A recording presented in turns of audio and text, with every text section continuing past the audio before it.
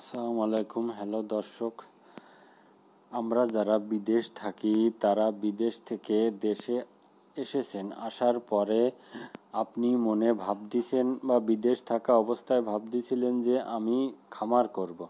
কিন্তু দেশে এসে আপনি মনে করতেছেন একটা খামার করতে চাই।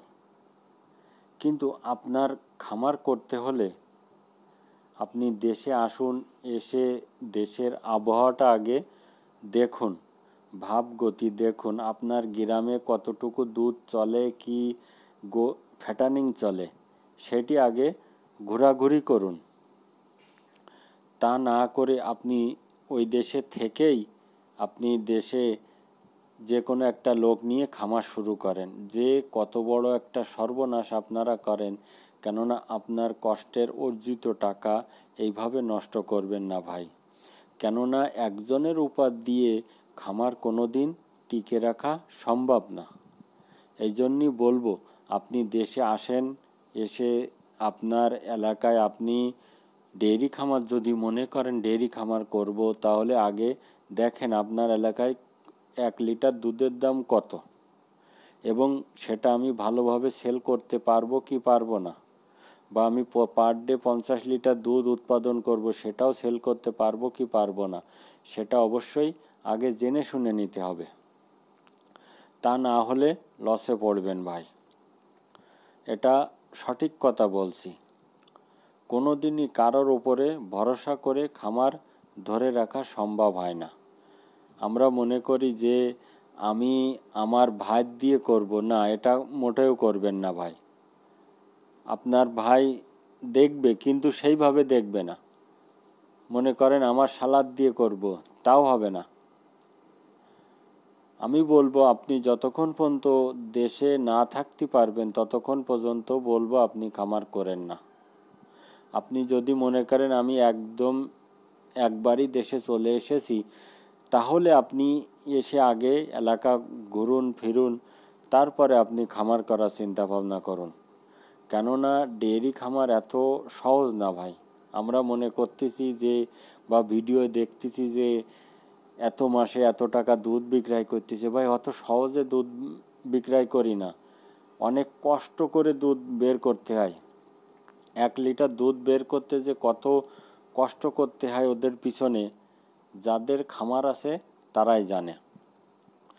এই জন্যই বলবো, আপনি অনেক দিন বিদেশ ছিলেন, অনেক কষ্ট করে টাকা অর্জন করেছেন, করে দেশে এসেছেন, বা দেশে না আসার আগে আপনি খামার করতে চাচ্ছেন, তাহলে আপনার টাকাগুলো নষ্ট হয়ে যাবে।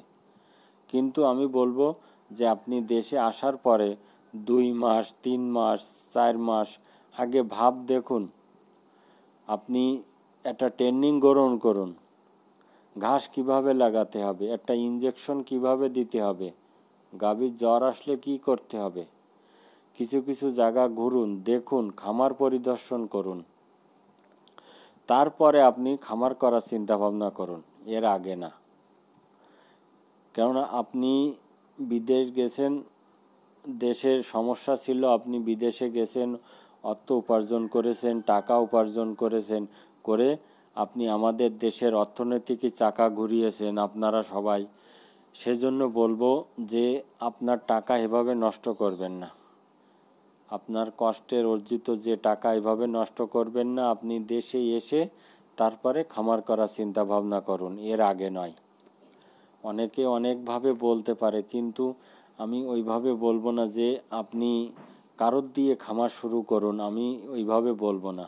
আপনি যদি মনে করেন আমি দেশে একবারেই চলে আসব, তাহলে খামার শুরু করতে পারেন, তাও জেনে শুনে বুঝে। কেননা ডেয়ারি খামারে অনেক কষ্ট করতে হয়, এবং এর পিছনে একটা গাভী ক্রয় করতে গেলে অনেক সময় ব্যয় করতে হয়। কারণ তারপরেও যদি ভালো মানের গাভী না হয়, তাহলে সে ভুল আর কোনো দিন সংশোধন হয় না। এই জন্যই বলবো যে কোনো কিছু করেন না কেন, আগে জেনে শুনে তারপরে করবেন, তার আগে নয়। সব সময় মাথায় রাখবেন যে আমি যদি একটা খামার করি, তাহলে কমসে কম 3-4টে খামার পরিদর্শন করুন। সেই খামারের মালিকের সাথে ভালোভাবে কথাবার্তা বলুন, তারপরে দেখুন তারা কি বলে। তারপর একটা কথা হলো, আপনি প্রাণী সম্পদ অধিদপ্তর থেকে একটা ট্রেনিং গ্রহণ করুন। তারপরে দেখেন আপনার মনে কি বলে। যদি বলে আপনি খামার করবেন তাহলে করতে পারেন ভাই, আমি বলবো না যে করেন না, করতে পারেন। খামারে লাভ আছে যদি আপনি মনোযোগ দিয়ে ভালোভাবে করতে পারেন। ডেয়ারি খামারে লাভবান হওয়া যায়। খুদা হাফেজ।